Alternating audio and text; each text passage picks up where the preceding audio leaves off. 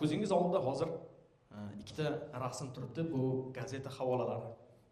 Birinchisi 1995-yili Newsweek jurnalida internet kollapsi deb nomlangan gazeta havolasi. Bu gazeta havolasida Clifford Stoll internet nima uchun ommabop bo'lmaydi, internetni hech kim kelajakda har kuni ishlatadigan texnologiya bo'lmaydi degan asoslarni keltirib bergan.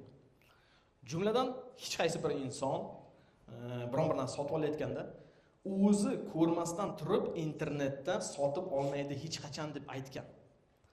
Bundan tashqari hech qaysi davlat tuzilmalari, bank tuzilmalari, maktab yoki universitetlar hech qachon internet tizimlarida ishlamaydi. Chunki qog'ozda qo'l qo'yilgan dokumentni hech qachon elektron ma'lumot o'rnini bosa olmaydi deb aytgan.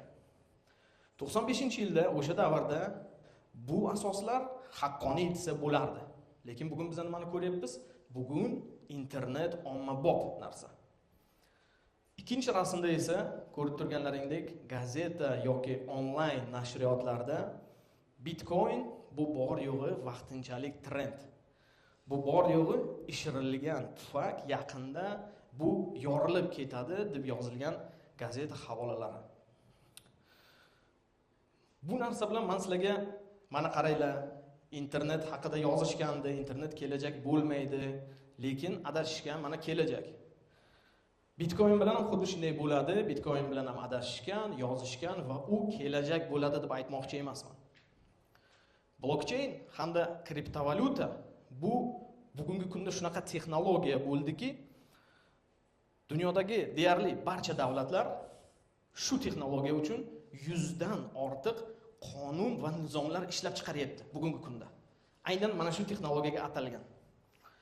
Va bu yerda eng asosiy men sizlarga aytmoqchi bo'lgan fikrim, agar Bitcoin hamda blockchain bu vaqtinchalik trend bo'lganida edi, qonunni nazariga tusharmidi degan savol berishlaringni xohlayman. O'ylab ko'rlaring. Bugungi seminarim, do'stlar, bugungi seminarim qanday qilib kriptovalyutada pul ishlash, $100 $10,000 qilish yoki kriptovalyutada futuresda ishlash haqida emas. Hamma shu uchun kelgan bo'lsa kerak. Bugungi seminarim do'stlar, haqiqiy bilim, haqiqiy kelajakni texnologiyasi, ya'ni blockchain hamda kriptovalyuta. Meni xayolimda bu shunaqa texnologiyaki, qaysiki hozirgi kunda, balki ko'pchilik bu narsani tushunmayapti, lekin dunyoni o'zgartirayotgan texnologiya bu. Moliyaviy tizimni butunlay tubdan o'zgartirayotgan texnologiya. Bu shunaqa texnologiyaki blockchain hamda kriptovalyuta, mana shu yerda o'tirganlar barchasi kelajakda va qolganlar ham barchasi kelajakda biz yuz tutadigan bu muqarrarlik. Bizni o'sha yo'lga qarab boryapmiz. Va shu yoqqa ketyapmiz. Meni xayolimda shunaqa. Bo'ldi do'stlar. Assalomu alaykum barchaga.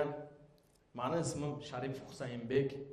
2020-yildan boshlab kriptovalyuta hamda blockchain yo'nalishi bo'yicha ishlab kelaman. Bu texnologiyani men o'rganganimda va hozirgi kunda men bir narsaga amin bo'ldimki, bu texnologiya meni hayotimni tubdan o'zgartirib yubordi. Yuqorida aytib o'tganimdek, bu texnologiyaga hozirgi kunda barcha agar ishtirok etmayotgan bo'lsa ham, bu narsa bizga kirib keladi va biz 100% bu narsaga muqarrar bo'lamiz. Nima sababdan ekanligini aynan men bugungi seminarda sizlarga o'z fikrlarimni ko'rsatib bermoqchiman. Blockchain texnologiyasi, birinchi slaydimiz mana ko'rib turganlaringdek tarix. Blockchain texnologiyasi kriptovalyuta bilan agar siz ishlayotgan bo'lsangiz, agar kriptovalyuta bilan siz tanish bo'lsangiz, albatta blockchain degan so'zni eshitgan bo'lishingiz kerak. Lekin blockchain so'zi nima ekanligini va u nimani anglatishini 100% insonlar oxirgacha tushunib yetishmaydi. Keling, men sizlarga shu blockchain o'zi nima texnologiya ekanligini oddiy so'zlar bilan, oddiy misollar bilan tushuntirib beraman. Uning uchun birinchi tarixini bilishimiz kerak. Birinchi o'rinda blockchain nima ekanligini bilishlaring uchun sizlar anglab yetishlaring kerak bo'lgan narsa bu blockchain hamda kriptovalyuta bu ikkita alohida texnologiya. Kriptovalyuta 2008-yilda paydo bo'lgan bo'lsa, Blockchain texnologiyasi esa uzoq 90-yillarda paydo bo'lgan.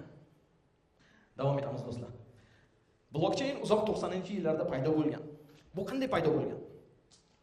90-yillarda Amerika Qo'shma Shtatlarini misol keltiraman, chunki Amerika Qo'shma Shtatlari olimlari blockchainni o'ylab topgan. Amerika Qo'shma Shtatlarida oldingi eski, mana masalan meditsinada hammamizni o'zimizning anketamiz bo'lgan, shunaqami daftarda oldin bo'lgan. O'sha anketa daftarlari yoki bironta ilm-fan yo'nalishi bo'yicha yangi tadqiqotlarning natijalari oldin qog'ozlarda bo'lgan. Vaqt o'tib esa kompyuter yaralganda kompyuterlashtirish davri kelish boshlagan. Ya'ni oddiy qog'ozni biza kompyuterga o'tkazishni boshladik. Va mana shunaqa davr boshlanganda ular qanday muammolarga duch kelishgan? Birinchisi, o'sha kompyuterdagi ma'lumotlar o'zidan o'zi yoki boshqa bir vijdonsiz odamlar tomonidan o'chirib yuborilgan, o'zgartirilgan yoki soxtalashtirilgan. Bu esa ilm-fanda tasavvur qiling, ilm-fan yo'nalishi bo'yicha, meditsina yo'nalishi bo'yicha bu juda katta muammoga olib kelgan. Va shu narsani hal qilish kerak. Va mana shu narsani hal qilish uchun amerikalik ikkita olim Stuart Haber hamda Scott Storner degan olimlar ma'lumotlarni xavfsiz elektron saqlash yo'lida tadqiqotlar o'tkaza boshlashgan 90-yillarda. Va 91-yili ular raqamli shifr bilan elektron ma'lumotni saqlash haqidagi havolani yozishgan. Va aynan o'sha havola bugungi kunda blockchainni asosi hisoblanadi. Ular u havolada nima deyishgan? Keling, bitta ma'lumotni biza bitta serverda emas, ya'ni bitta joyda emas, o'sha ma'lumotni bir vaqtni o'zida biza 10 ta, 100 ta yoki millionta serverlarda saqlaylik. Bir joydan o'chirib ketsa ham qolganlarida turadi deb shunaqa havola yozishgan. Bu narsa esa vaqt o'tib 92-93-yillarda birinchi blockchain yaralishiga olib kelgan. Mana shu blockchain texnologiyasi paydo bo'lgandan keyin u ommalashmay qolgan. Nimaga ommalashmay qolgan? Chunki bu texnologiyada pul ishlasa bo'ladimi yoki yo'qmi degan savol ochiq qolib ketgan. O'sha paytda bu texnologiya monetizatsiya bo'lmagan va 2005-yilda kerak bo'lsa o'zining patentini ham yo'qotgan bu texnologiya. Va 2008-yilda Satoshi Nakamoto taxallusli odam, internetda hozirgi kunda noma'lum shaxs, o'sha inson kriptovalyutani aynan mana shu blockchain texnologiyasida olib va birinchi kriptovalyutani yaralgan. Va mana shu kundan boshlab blockchain texnologiyasida pul ishlasa bo'ladimi yoki yo'qmi degan savolga nuqta qo'yilgan. Imkoniyat. Ana endi do'stlar, blockchain nima ekanligini sizlarga oddiy so'zlar bilan tushuntirib beraman. Tarixini aytib berdim. Oddiy so'zlar bilan blockchain nima? Hammamiz tushunishimiz uchun. Hammamiz ham maktabda o'qiganmiz, shunaqami? Maktabda o'qiganmiz, ikki bahosini hammamiz olganmiz, ota-onalarimiz bilmasa ham hammamiz mana shu bahoni olganmiz. Lekin ikkini ota-onaga ko'rsatmaslik uchun qo'rqganimizdan biza kundaligimizga qo'ygan ikkini nima qilardik? Yoki to'rga o'zgartirardik, yoki kundalikni yoqib yuborardik, yoki kundalikni otib yuborardik, yoki kerak bo'lsa varag'ini yirtib tashardik.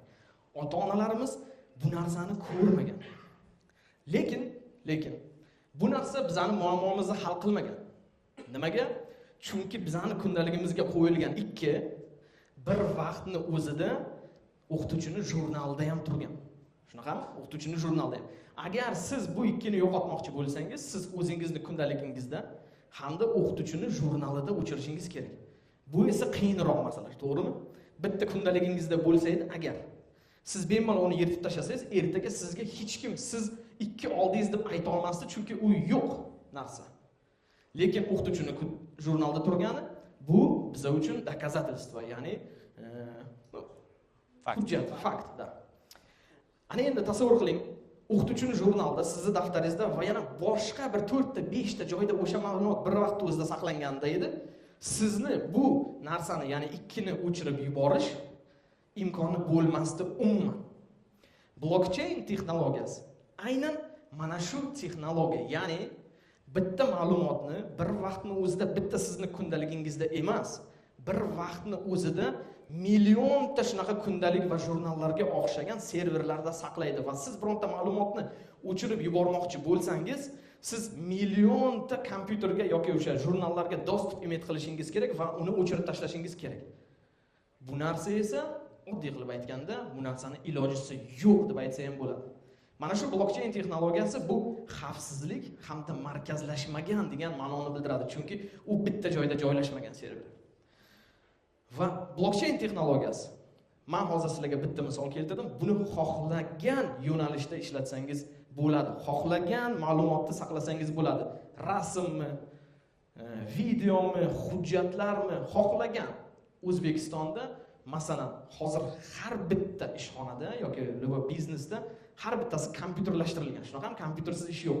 Kompyuterda agar programma обеспечение, ma'lumot dasturiy ta'minot bo'lsa, blockchainni o'shanda ishlatsa bo'ladi. Qanaqa imkoniyatlari bor? Mana masalan, xo'sh, blockchain shunaqa zo'r texnologiya ekan, lekin qanaqa imkoniyatlari bor bu texnologiyada degan savol. Tasavvur qiling, sizni magaziningiz bor, kichik biznesingiz bor, magazin, produktda sotasiz. O'sha magaziningizda albatta hozirgi kunda magazinlarda dasturiy ta'minot, ya'ni programma обеспеченияsi bor. Bu programma обеспечение hozirgi kunda AirKeeper, Eco, Jovi va hokazolar, endi ularni yomonlamoqchi emasman, misol sifatida. Ularning barchasi markazlashgan serverga ega, ya'ni hozirgi kunda aksariyati Rossiyada serveri. Ana endi statistikaga qaraganda, magazinlarda yoki xohlagan boshqa biznesingizda inson omili tufayli bir kunlik оборотning 5-7% o'g'irlikka ketar ekan. Inson omili tufayli. Bu vijdonsiz kassir yozilgan chekni o'chirib tashlaydi, o'zgartirib yuboradi, soxtalashtiradi va hokazo. Agar sizning magaziningiz kuniga 10 million so'm оборот qiladigan bo'lsa, bu bir kunda 500 ming so'mni siz o'g'irlikdan yo'qotyapsiz degani. Bir yilda esa bu summa 182 million 500 ming so'mga aylanadi. Bu esa yo'qotish kerak bo'lmagan summa, juda yirik summa deb o'ylayman. Mana shu muammoni blockchain texnologiyasi hal qiladi. Siz mana shu AirKeeper'ni o'rniga blockchainni asos qilib qo'ysangiz, mana shu muammo 5-7% dan 1-2% gacha kamaytirish mumkin. Va bu texnologiyani aytganimdek xohlagan yo'nalishda siz logistika bo'lsin,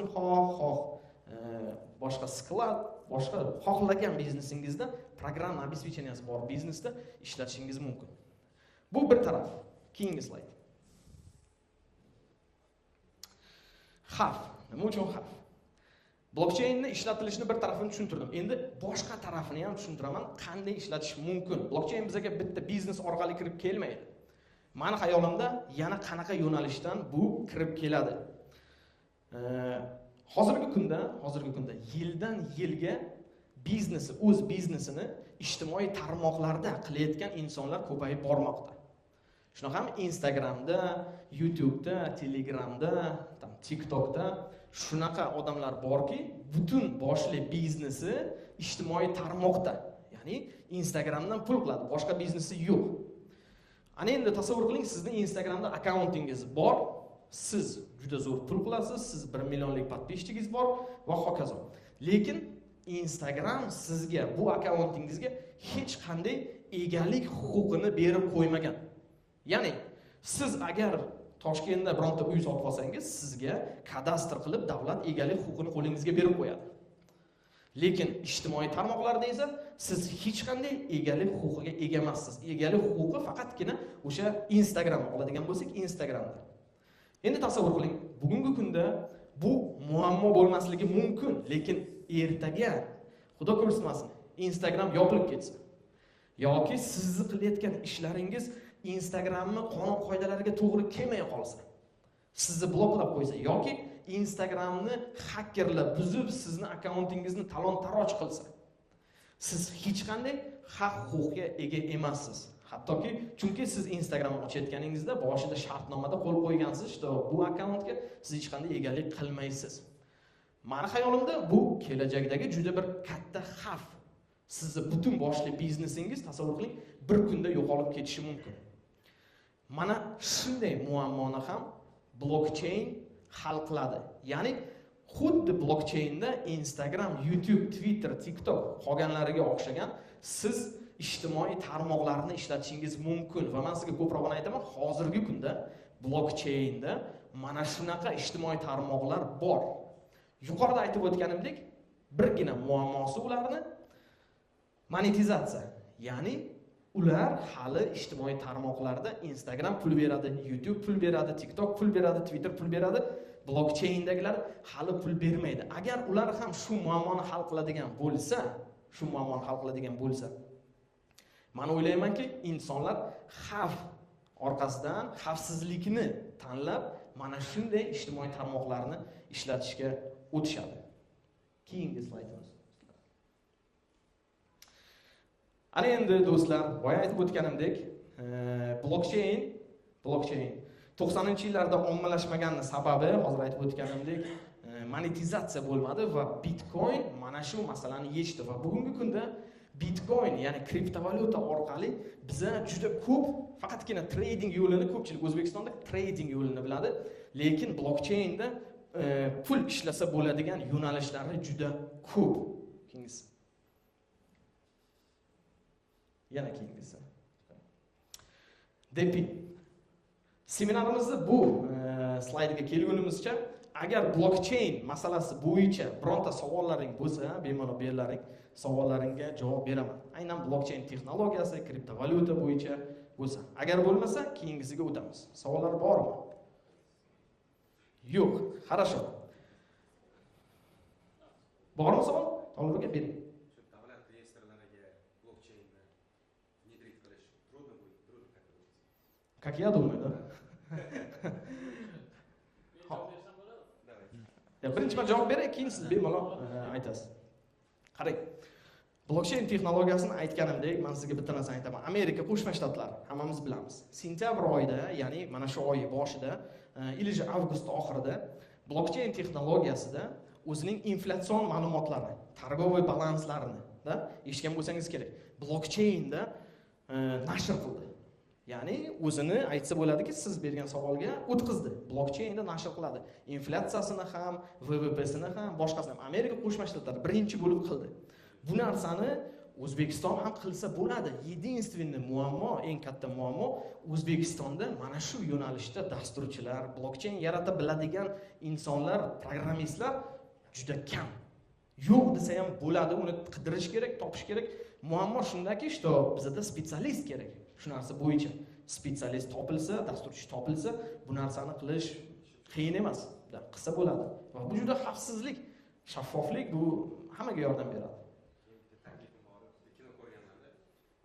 Odam plyus knopkasi bo'ladi, minus knopkasi bo'ladi.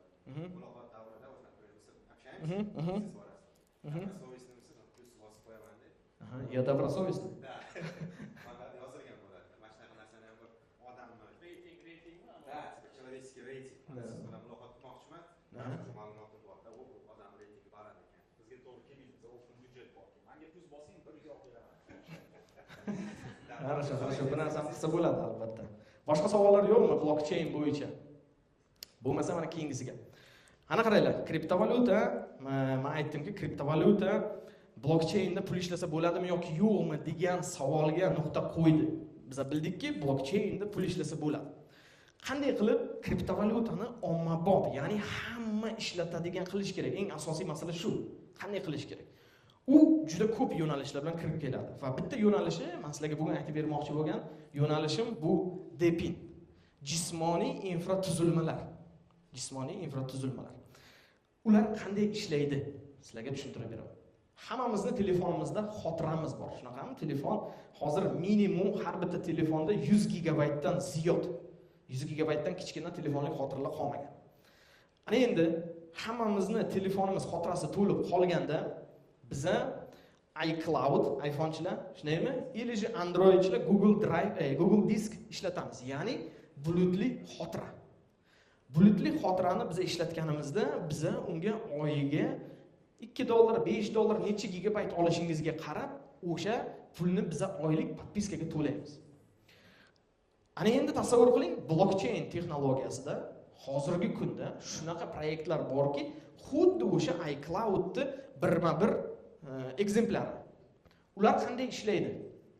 Siz telefoningizga u prilojeniyani skachat qilasiz. U prilojeniya agar kriptovalyutada ishlasalaring eshitgan bo'lishlaring kerak, Philcoinni eshitgan bo'lsalaring kerak. Phil. U nima qiladi? Siz prilojeniyani telefoningizga ulaysiz. U prilojeniyani yoqib qo'yasiz va onlayn formatda sizni telefoningizga zarar yetmagan holda sizni bo'sh xotirangizni onlayn bulut yaratish uchun arendaga olib turadi. Tasavvur qiling, 1 millionta shunaqa ishtirokchilar agar bittada ulanib har bittasi 10 gigabaytdan bersa xotira, u 10 ming terabayt bo'ladi, 1 millionta. Hozirgi kunda Philcoinda 10 milliondan ziyod ishtirokchilar bor.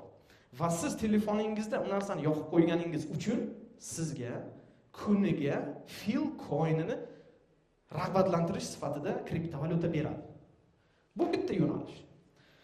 Ikkinchisi, tasavvur qiling, hammamiz Yandex xaritasini ishlatamiz. Shunaqa Yandex xaritasi har bitta insonni har kun ishlatadigan ilovasiga aylangan. Yandex xarita xuddi shunaqa prilojeniya blockchainda ham bor. Siz apparat sotib olasiz o'sha platformadan, mashinangizga ulaysiz, prilojeniyada yoqib qo'yasiz va yurgan yo'lingizda u yo'ldan informatsiyani o'sha platformaga yuboradi. Va ular Yandex xaritaga o'xshagan narsa yaratishadi. Katta data, katta informatsiya bu yig'adi. Va siz mana shu apparatni ulab qo'yib yoqqaningiz uchun sizga kuniga $1, $5, oyiga ham 10, 20, 30, $100 gacha agar kriptovalyuta narxi oshib ketsa, undan ham ko'proq beradi. Bunaqa depin, mana shunaqa depin yo'nalish deyiladi. Bunaqa depin yo'nalishi juda ko'p yo'nalishlarda bor. Uyali aloqa yo'nalishida ham bor va hokazo. Hozirgi kunning o'zida bir 10 tadan 20 tadan ziyod prilojeniyalar bor. Telefoningizga ulab, yoqib qo'yib ishlatishingiz mumkin. Kuniga kriptovalyuta beradi. Lekin bizda shunday narsa borki, xavf, men qo'rqaman, qanaqadir prilojeniya men telefonimga ulansada, men telefonimdan qanaqadir informatsiyalar olsam, menga to'g'ri kelmaydi. Meni qanday majburlashadi ular ishlatishga? Qanday bu prilojeniyalarni biz ishlatishni boshlaymiz va ular qanday majburlaydi bizani deganda, men o'ylaymanki, bizani hech kim majburlamaydi. U qanday yuz beradi? Har bittamizni hozir telefonda, endi aynan men aytaman, oylik podpiska to'laydigan prilojeniyalar ko'paygan menda.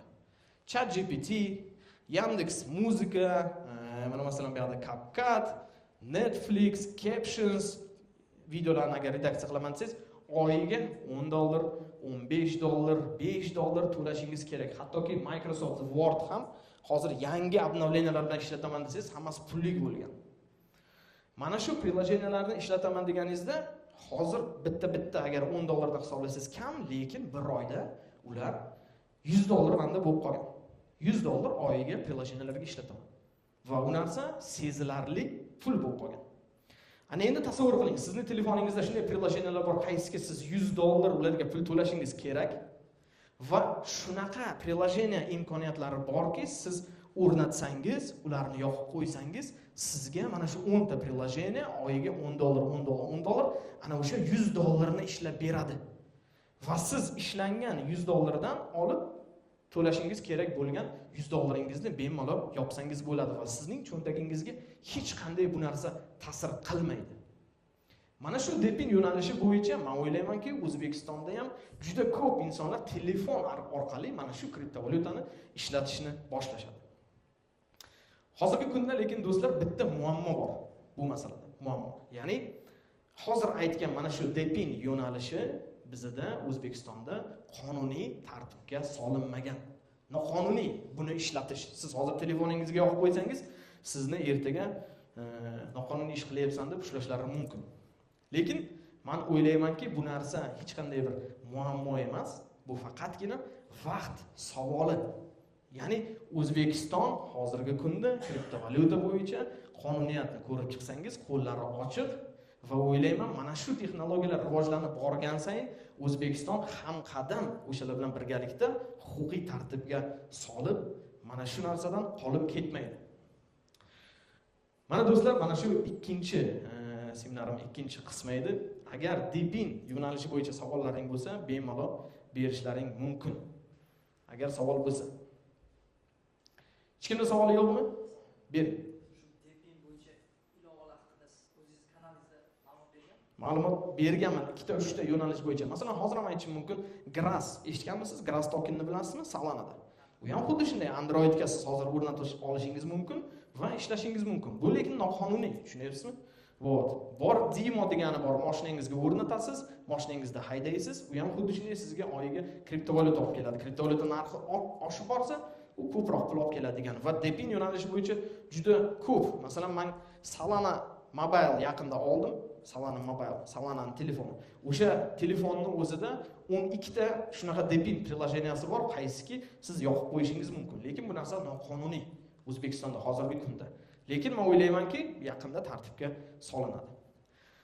Va do'stlar, 2020-yilda mana bugungacha kriptovalyuta bilan shug'ullanib kelsam, hozirgi kungacha men O'zbekiston qonunida nima qilish mumkin emas kriptovalyuta degan savolga 100% javobni men 5 yillik tajribam bo'lsa ham 100% javobini ola olmaganman. Chunki qayerdadir tartibga solinmagan joylari bor, u mumkinmi, mumkin emasmi degan savollar juda ko'p. Mana shunday. O'shaning uchun mana shu savolga men agar 5 yillik tajribam bilan bu narsaga erishmagan bo'lsam, savollarga o'ylaymanki, kriptovalyuta bilan shug'ullanmagan o'zbeklar uchun bu narsa juda qorong'u. Mumkinmi o'zi, mumkin emasmi va o'zbeklar, O'zbekistondagi fuqarolar eshitadigan narsa faqatgina kriptovalyuta bilan shug'ullanayotgan odam, bu noqonuniy ish qilayotgan odam. Shunaqa bir fikr bor O'zbekistonda. Mana shu narsani men noto'g'ri deb bilaman. Chunki qonuniyatni ko'rib chiqqanda men ko'rdimki, işte O'zbekistonda hattoki 29-yilgacha hech qanday naloglar qo'yilmagan, daromad solig'i yo'q. Va mana shu qonuniyat tarafdan chuqurroq o'rganish uchun men o'zimning do'stim Abdurauf Abdurashidov Yuridik universitetda dars beradi bugungi kunda va 10 yillik tajribaga ega bo'lgan yurist shu kriptovalyutani huquqiy tarafdan chuqur o'rganib chiqib, bir yurist sifatida xulosangni ber deb iltimos qildim va hozir mana Yuridik tarafdan nimani o'rganib chiqdi va nimalarga keldi degan savolga javob olamiz. Do'stlar, Abdurauf Abdurashidov. Assalomu alaykum, hurmatli seminar qatnashchilari, yaqinlar. Men bugungi seminarda juda ham sizlarni ko'rib turganimdan va sizlar bilan fikr almashish nuqtai nazaridan juda ham xursandman. Как yurist sifatida ham inson sifatida. O'zbekistonda kriptoaktivlar sohasini huquqiy demak dunyoda, mana bilamizki, dunyoda raqamli valyutalar tez sur'atlarda rivojlanib kelyapti. Moliyaviy tizimlarda yangi realliklarni yaratyapti. O'zbekistonda ham bu islohot juda chuqur rivojlanyapti. Ya'ni o'rganib ko'rganimizda chuqur rivojlanyapti. Dunyo bilan hamnafas ketyapti va orqada qolmaslik uchun normativ huquqiy hujjatlar qabul qilingan. Endi avvalo kriptovalyuta, Bitcoin, mana shunaqa valyutalar bilan shug'ullanmoqchi bo'lgan yoki shug'ullanib yurgan odamlarda xayolida bitta narsa o'tadi baribir. O'zi qonuniymi yoki noqonuniy bu narsa? Baribir oqibatini ertaga nima bo'ladi, qanday bo'ladi, javobgarlik masalasi degan katta savol bor. Va bu savolga javob bor. O'zbekistonda bunaqa normativ huquqiy hujjatlar yaratilgan. Endi va bular nechta va qancha? Men do'stim haqiqatan yaxshi ma'ruza qildi, zo'r informatsiyalar berdi. Men endi o'sha informatsiyalarni qo'limdan kelgancha, bilimim yetgancha huquqiy tomondan tushuntirishga harakat qilaman. O'zbekistonda tarixda birinchi bo'lib 2018-yilda, yaqin tariximiz bu, 2018-yilda O'zbekiston Respublikasi prezidentining ikkita qarori chiqqan. Aynan bu adashmasam 38-32-sonli qarori va yana qaysidir qaror. Ikkita qaror 2018-yilda birinchi qadam kriptovalyuta uchun.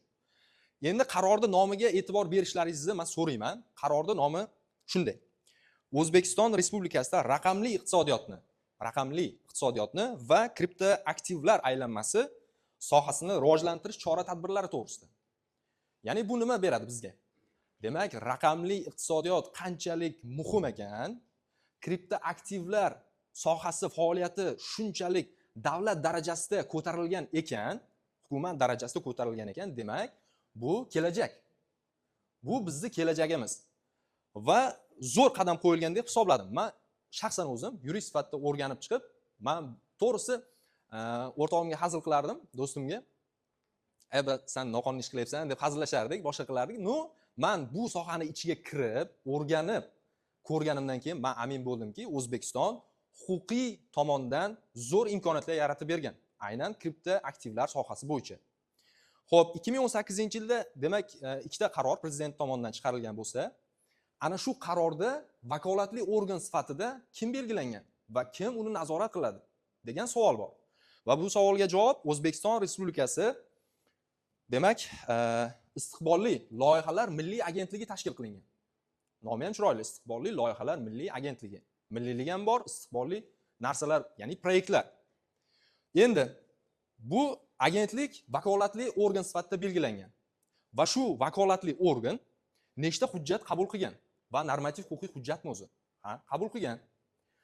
Bu 4 ta nizom agentlik tomonidan va buyrug'iga asosan 4 ta nizom tasdiqlangan. Undan tashqari 3 ta qoida tasdiqlangan va bitta yo'riqnoma va bitta buyruq. Jamini hisoblasak 11 ta normativ huquqiy hujjat.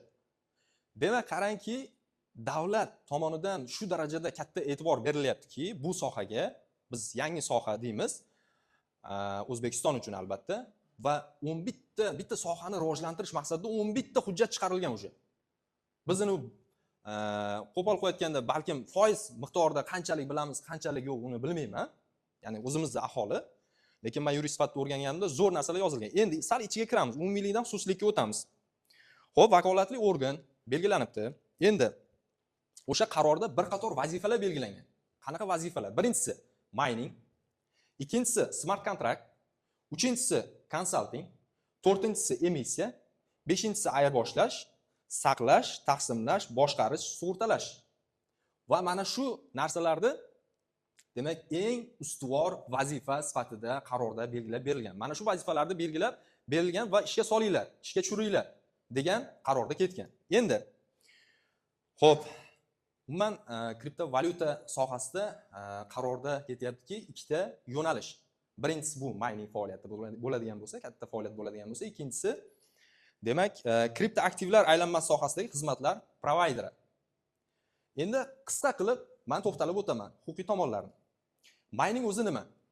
Endi bu yerdagilar mutaxassislar bilishi mumkin, lekin bilmaydiganlar ham bor oramizda. Mining faqat yuridik shaxs tomonidan quyosh fotoelektr stansiyalari orqali ishlab chiqarilgan elektr energiyasidan foydalangan holda amalga oshiriladi. Ya'ni solnechniy panel o'rnatamiz va o'shandan energiya tizimidan foydalangan holda mining faoliyatini yurgizamiz. Agar qarorda ketyapti, agar markazlashgan elektr tarmog'iga ulansa, mining faoliyatini yuritayotgan yuridik shaxs jismoniy shaxs qila olmaydi. Faqat yuridik shaxs bo'lishi kerak, tashkiliy huquqiy shakli. Agar ulanadigan bo'lsa, belgilangan tarif bor yuridik shaxslar uchun. Aytaylik 1000 so'm 1 kilovat uchun.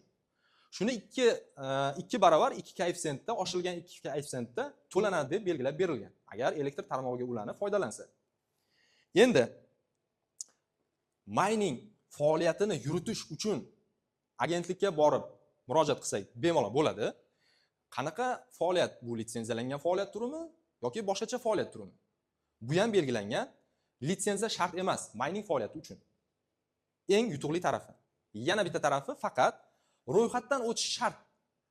Xo'p, ro'yxatdan o'tish qayerdan o'tiladi va qanaqa tartibda o'tiladi? Ro'yxatdan o'tish internet orqali onlayn ro'yxatdan o'tsa bo'ladi. Agentlikda ro'yxatdan o'tish kerak. Vakolatli organ. Endi xo'p, mining bilan shug'ullanuvchi shaxslar bu minerlar o'zi nomi bilan. Keyingi masala. Endi xizmat ko'rsatuvchi provayderlar. Kripto aktivlar sohasida xizmat ko'rsatuvchi provayderlar degani o'zi nima? To'g'rimi? Ozgina ichiga kiramiz. Xizmatlar provayderlari jismoniy va yuridik shaxslarga ularning nomidan kripto aktivlarni sotib olish, birinchisi, sotish va ayirboshlash, saqlash, chiqarish, joylashtirish va boshqa xizmatlar ko'rsatadigan, ya'ni xizmat turi. Endi Provayderlar nechiga bo'linadi? Provayderlarda ham 4 ta turi bor ekan. Ya'ni xizmatlar provayderlari 4 ta yo'nalishda ishlar ekan. Birinchisi kripto birja. Ikkinchisi mining pool. Uchinchisi kripto depozitariya. To'rtinchisi kripto do'kon. Endi qisqacha qilib aytaman. Kripto birja nima? Kripto birja kripto aktivlarni sotib olish, sotish yoki ayirboshlash uchun elektron platformani taqdim etuvchi tashkilot. Bu bitta yo'nalish. Mining pool nima? Mining pool jarayonni ta'minlash maqsadida hisoblash quvvatlarini birlashtiruvchi elektron platformani taqdim etuvchi tashkilot. Uchinchisi kripto depozitariya. Kripto depozitariya nima? Kripto aktivlarni chiqarish, kripto aktiv chiqariladi bu yerda. Xo'p, ularni dastlabki joylashtirish va saqlash bo'yicha xizmatlar ko'rsatish bo'yicha elektron platforma texnik va dasturiy vositalar majmuini taqdim etuvchi tashkilot. To'rtinchisi kripto do'kon.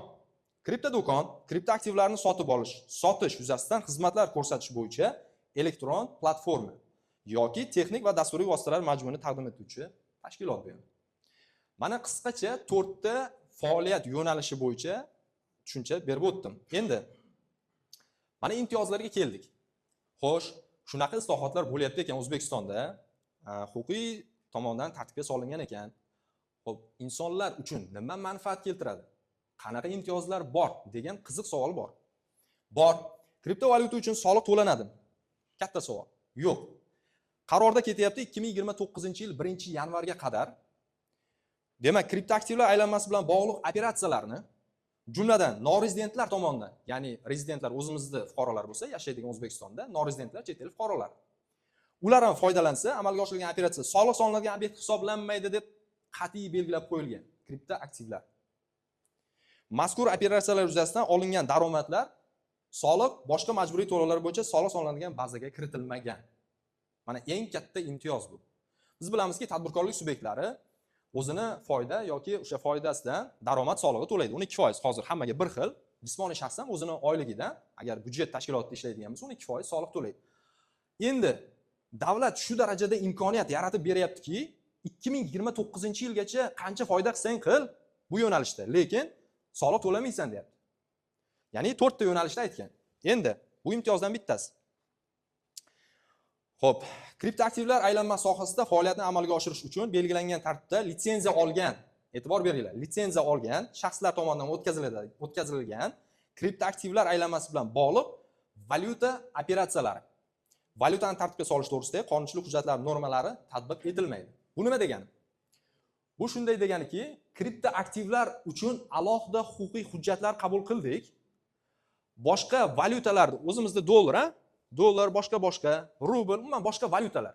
Ya'ni kripto valyuta emas, boshqa naqd pul ko'rinishidagi valyutalarni tartibga solish bo'yicha qonunlarimiz bor, normativ huquqiy hujjatlar bor, lekin bu unga tatbiq etilmaydi. Kripto valyuta sohasi bo'yicha qo'llanilmaydi, amal qilmaydi. Xo'p, endi eng katta savolga keldik. Nimalar mumkin? O'zbekistonda nimalar mumkin? Nimalar mumkin emas? Birinchi, nimalar mumkin emasdan boshlasam, O'zbekiston Respublikasi hududida kripto aktivlarni milliy yoki xorijiy valyutalarda sotish, sotib olish hamda kripto aktivlarni boshqa kripto aktivlarga ayirboshlash bo'yicha operatsiyalarni xizmatlar provayderlaridan tashqari amalga oshirish taqiqlangan. Ya'ni biz 4 ta provayderni aytdik, xizmat ko'rsatuvchi. O'sha xizmat ko'rsatuvchi provayderlardan tashqarida biz oldi-sotdi qilsak, ayirboshlasak kriptovalyutani, bu taqiqlangan. Bu Jinoyat kodeksida ham belgilangan 278-8-moddasida va Ma'muriy javobgarlik to'g'risidagi kodeksning 155-4-moddasida belgilab qo'yilgan. Qat'iy. Agar shu xizmatlar provayderlaridan tashqarida biz oldi-sotdi qilsak, qo'pol aytganda javobgarlik bor. Xo'p, ikkinchisi, kripto aktivlar O'zbekiston Respublikasi hududida to'lov yoki to'lovni qabul qilish vositasi sifatida qo'llanilishi taqiqlangan. Ya'ni kripto valyutada biror narsa sotib olmoqchi bo'lsak, mashinami, yo buyummi, uymi, farqi yo'q. Bu qat'iy taqiqlangan. Bu normada bor. Endi xo'p, aynan xizmatlar provayderlar faoliyatida nimalar taqiqlangan? Kripto aktivlar aylanmasi sohasidagi reklama ketadi. Masalan, qo'yilgan kripto aktivlarni foydalanish bilan bog'liq daromad haqida va'dalari. Ya'ni 4 ta xizmat provayderini sanadim. Ular o'zini saytida yoki qanaqadir nimasida, platformasida deylik, daromad keltiradi, mana bu aktivni olsang, mana bu kriptovalyuta zo'r, unaqa taqiqlangan. Shu xizmat provayderi ochmoqchi bo'lgan shaxslar uchun men tushuntirish beryapman. Bu birinchi taqiqlangan joy. Ikkinchisi, kriptoaktivlar bilan bitimlarni tuzish boyishning yengil usuli ekanligi haqida ma'lumotlar tarqatish ham taqiqlangan. Bu kriptovalyutani olsang, sotsang, tez boyiysan, tez nimaga erishasan degan nimalar ham taqiq qo'yilgan. Endi yana bitta qiziq voqea, anonim kriptoaktivlar degan tushuncha bor ekan. Men o'rganib chiqqanimda, anonim kriptoaktivlar bilan operatsiyalarni amalga oshirish ham taqiqlangan ekan. Qat'iy. Xo'p, kripto birjada bir mijozga 2 va undan ortiq hisob qo'yish, ya'ni akkaunt ochish. Bitta shaxs bitta akkaunt degan. Ikkinchi akkaunt bilan ishlash uje taqiqlangan. Xo'p. Endi yana bitta taqiqlangan narsa jinoiy daromadlardan olingan foydani legallashtirish, terrorizmni moliyalashtirish, ommaviy qirg'in qurollarni tarqatish bilan shug'ullanayotgan shaxslar va gumon, mana shu toifadagi shaxslar tergov organi yoki surishtiruv organi tomonidan gumon qilinayotgan shaxslar bilan shu provayderlar ishlashi taqiqlangan. Ya'ni ularga xizmat ko'rsatish, kriptovalyuta sotish, chiqarish, umuman ularga xizmat ko'rsatmaydi. Bu qat'iy taqiq. Xo'p, keyingisi o'zini elektron platformasi bor deylik, har bitta provayderda. Elektron platformasida chiqardi bitta token chiqardi. Yoki ro'yxatdan o'tkazilgan kriptoaktivlarning nomlanishi yoki ramzlarida, mana nomida davlat tomonidan, xo'p, undan keyingisi O'zbekiston, O'zbek, Milliy, so'm degan yozuvlar va O'zbekiston Respublikasidagi shaharlar nomini qo'yib, o'zini o'sha valyutasi, kriptovalyutasini chiqargan nomini berish mumkin emas. Bu ham taqiq qo'yilgan. Mana shu nomlar ostida chiqarish mumkin emas. Endi xo'p, kripto birja munosabat o'rnatish mumkin bo'lmagan shaxslar toifasi ham bor ekan. O'rganganimizda. Qanaqa shaxslar toifasi?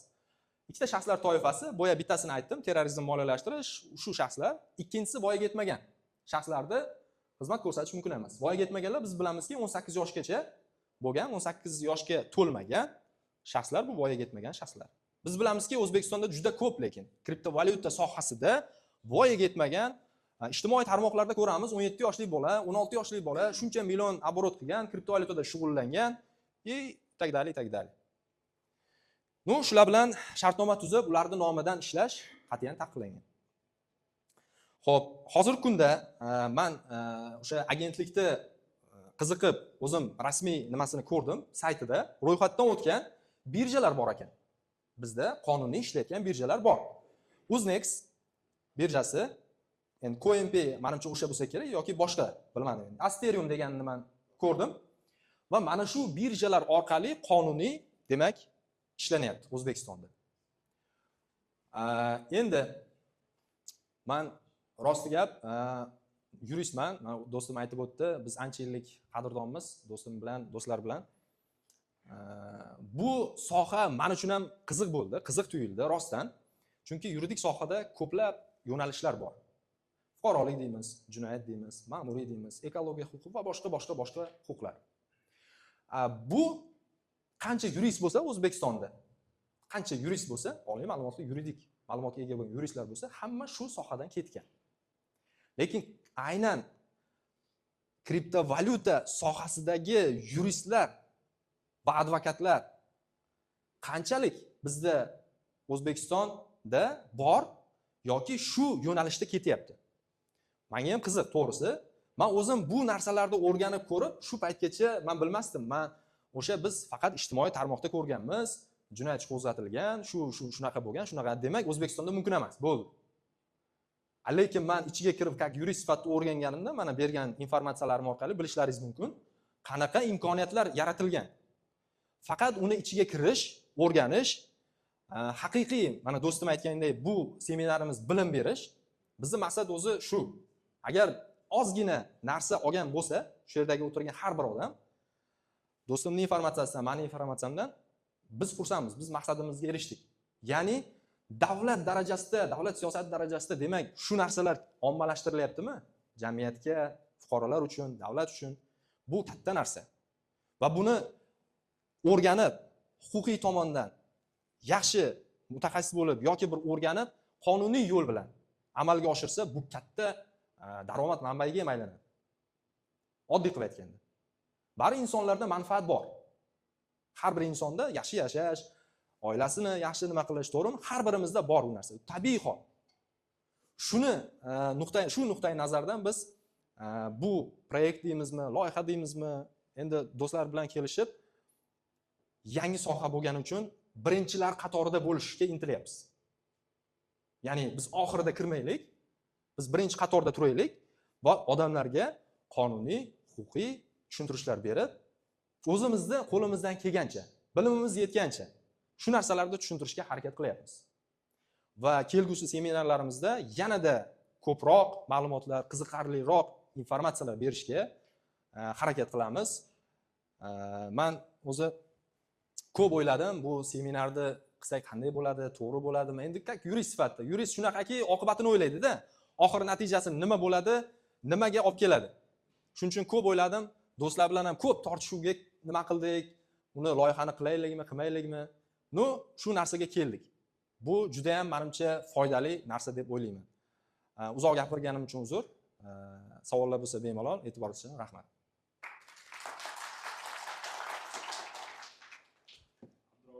Savolim bor. Mana deping yo'nalishi bo'yicha va bizda ochilgan, tashlagan yo'nalishlarni hozir aytib berdingiz. Mana depingni hisobga oladigan bo'lsak, bu sotib olish emas, ya'ni siz telefondan yoki qanaqadir uskuna orqali o'zingiz berib olasiz va bu qonunda qanaqa ko'rsatilgan, ya'ni drop. Men misol uchun tokenni sotib olmayapman. Menga telefonda qanaqadir joyni saqlashga berishim uchun menga korxonadan drop tushyapti. Bu qanchalik qonunda qanchalik ko'rsatilgan? Taqigan, taqiqlamagan. Shuni yurist sifatida javob bersangiz. Demak, men tushunishim bo'yicha siz shartnoma qilganmisiz o'sha nima bilan? Yo'q. Shartnoma qilmagansiz. Internet. Keling, internetda bo'lsa? Men javob beray. Yurist bu yo'nalish bo'yicha, deping yo'nalishi bo'yicha mutaxassis emas. Yo'q, deping bo'yicha savol emas. Shunchaki drop, ya'ni mana notcoin. Notcoin boshqasidan. Javob berasiz. Tushundim. Harakat qilaman. Qo'ldan kelgancha. Bizdan agar litsenziyasiz faoliyat yuritayotgan bo'lsa, agar litsenziya olmasdan faoliyat yuritayotgan har bitta provayder, bu aytdim-ku, 4 ta provayderimiz bor. Agar 4 ta provayder bo'lmasa, litsenziya olinmagan bo'lsa, noqonuniy. Demak, drop olish noqonuniy. Da. Chunki endi men dropja ichiga texnический nimalarni bilmayman. Token demoqchisiz, to'g'rimi? Drop token? Token, kriptovalyuta. Nomi просто. Agar o'sha token bizda provayderlar orqali chiqarilgan bo'lsa, qonuniy. Tushuntira oldimmi? Bizda mana provayderimiz, misol uchun nima? Misol uchun bitta nom qo'ydingiz, bitta kripto depozitariya ochdingiz.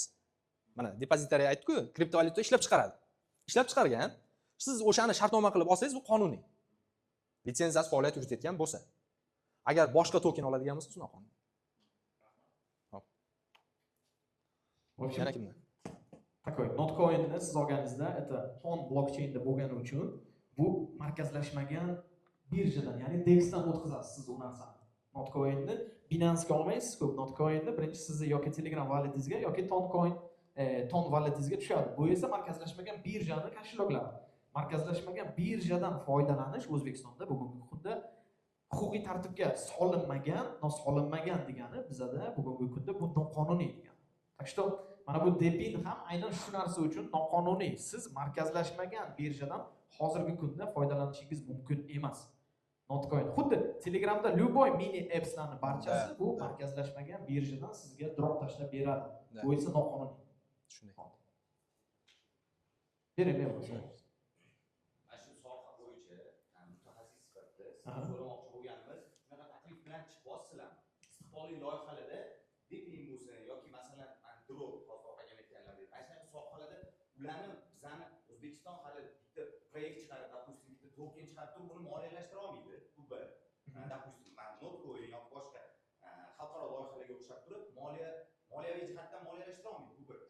boshqa sohalarni bizani masalan boshqa davlatlardan kirib kelayotgan bunaqa kompaniyalarni tokenlarini yoki mana shunaqa kirib beradigan o'yinlari, допустим, o'zbeklar o'ynayapti, juda ham ko'p odam o'ynadi.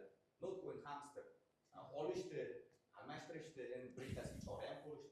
Lekin nimaga hali ham bu tadqiqot qilib, o'rganib chiqib ruxsat berish? Хорошо. Yaxshi savol. Rahmat savolingiz uchun, juda yaxshi savol bo'ldi. Mana siz hozir aytdingiz-ku, sizlar chiqyapsizlarmi shu narsa bo'yicha yoki yo'qmi deb. Mana bugun mana shu yerda kelgan insonlar bugun shu bir yangi proyektni tug'ilishida o'tiribsizlar mana shu yerda. Biza do'stlarimiz bilan birgalikda mana shu o'zimizni oldimizga maqsad qo'yib, ideya qo'yib, mana bugun yangi proyektni boshladik. Bu qanaqa proyekt? Siz mana aytdingiz, mana shu droplar bo'yicha, markazlashmagan birja bo'yicha qonuniy tartibga bu narsalar solinmagan-ku deyapsiz. Men yana bitta shunga qo'shimcha aytamanki, что O'zbekistonda men masalan markazlashmagan birjada ishlayman deb aytsam, NABUga, ya'ni istiqbolli loyihalar milliy agentligi, agar bu narsani aytsangiz, istiqbolli milliy agenti bizani nima deydi, kerakli tegishli joyga bizning nomimiz haqida aytib berish kerak ularga, biz noqonuniy ish qilyapmiz. Bu narsa men o'ylaymanki noto'g'ri. Nimaga kriptovalyuta bilan ishlayotgan insonlar yoshinib yurish kerak. O'zbekistonda qonuniy ochilgan. Biza aynan komandamiz bilan, mana shu do'stlarimiz bilan Chim Labs degan bugun proyekt ochdik. Sizlarga hozir QR kodni ham ochib beraman. Bemalol ulanasizlar. Bizning asosiy maqsadimiz aynan O'zbekiston kriptovalyutada rivojlanishda boshqa davlatlardan qolib ketmaslik uchun, masalan, dunyoning eng zo'r kriptovalyuta bo'yicha ilg'or davlatlari bu Singapur, Xitoy, hozirgi kunda Amerika Qo'shma Shtatlari kirib kelyapti va eng yiriklari bo'lyapti. Kriptovalyuta bo'yicha o'shalar nomer 1. Bunday olib qarasak, iqtisodiyot bo'yicha ham, ekonomika bo'yicha ham ular ham nomer 1. Ular qaysi texnologiya kelajak ekanligini yaxshi bilishadi. Bizning asosiy maqsadimiz shundaki, mana biz seminarlarni ketma-ketlik bilan qilib bormoqchimiz. Shtobi mana shu bizani O'zbekistonda ham mana shu yo'nalishlar bo'yicha oxirgilaridan kirib kelish emas, birinchilaridan bo'lib kirib kelish uchun biz o'z hissamizni shunga qo'shmoqchimiz. Komandamiz bilan birgalikda mana shu markazlashmagan birjalarni huquqiy tartibga solish. Biz o'rganib chiqdik. Singapurda markazlashmagan birjani ham tartibga solish yo'li bor. Bu narsa qiyin. Nima sababdan? Binance markazlashgan. Uni yuridik shaxsi bor. Bu yuridik shaxsi bilan siz kelishsangiz bo'ladi. Markazlashmagan birjani hech qanday yuridik shaxsi yo'q. Siz u bilan davlat hech qanday kelisha olmaydi. Lekin Singapurda bu masalani yechimini topishgan. Demak, O'zbekistonda ham bu masalani yechimini topsa bo'ladi. Va aynan mana shu yo'nalishda biz do'stlarimiz bilan olg'a qarab ketmoqchimiz va mana shu proyekt bizning eng asosiy nima deydi? Maqsad. Va bugungi seminar birinchi seminar edi mana shu yo'nalishda. Ya'ni biz aytmoqchim, bugungi seminarimiz aynan blockchain texnologiyasi qanchalik zo'r va biz O'zbekiston tez-tez kirib borish kerak bu texnologiyaga, qolib ketmaslik kerak degan maqsadda aytdik. Bo'ldi, shunday. Rahmat.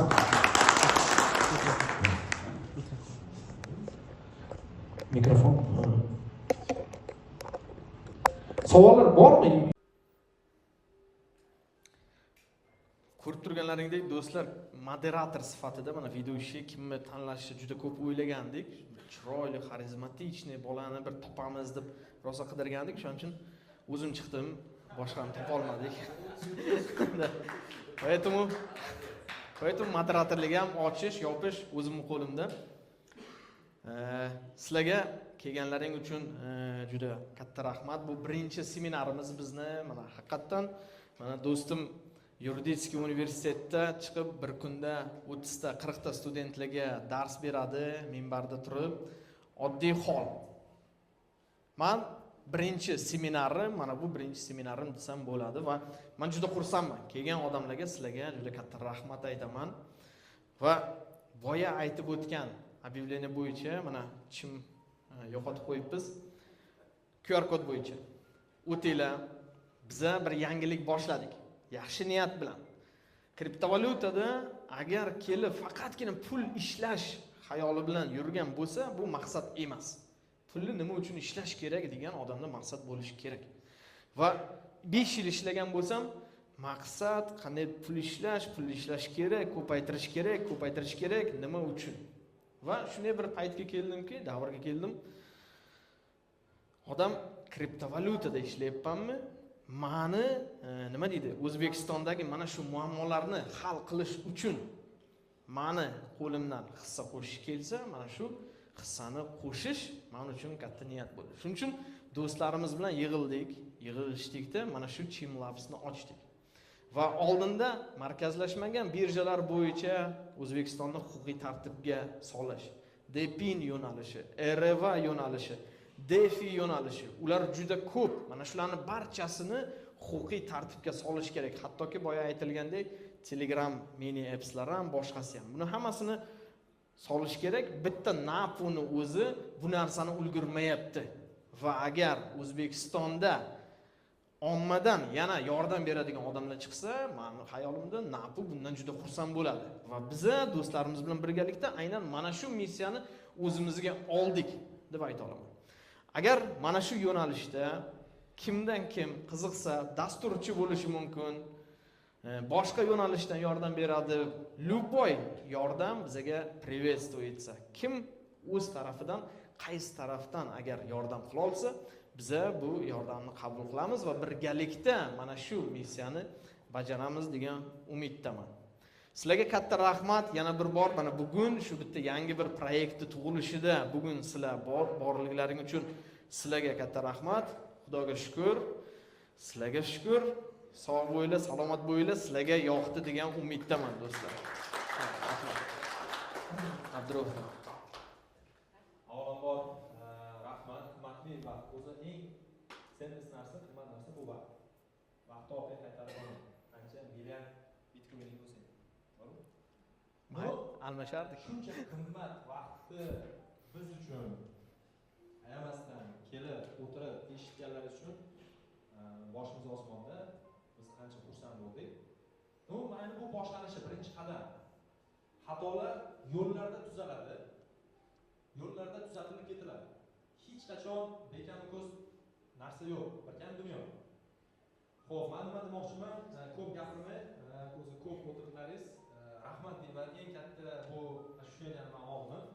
Как yurist sifatida do'stimga rahmat, do'stlarimga rahmat. Meni qo'llab-quvvatlab, bu narsani ichiga kirsang juda qiziq narsa deb ayniqsa Husanbek, Manzurabek juda nima qildi. Haqiqatan qiziq narsa bo'lgani uchun men o'zimda his qildim bu narsani.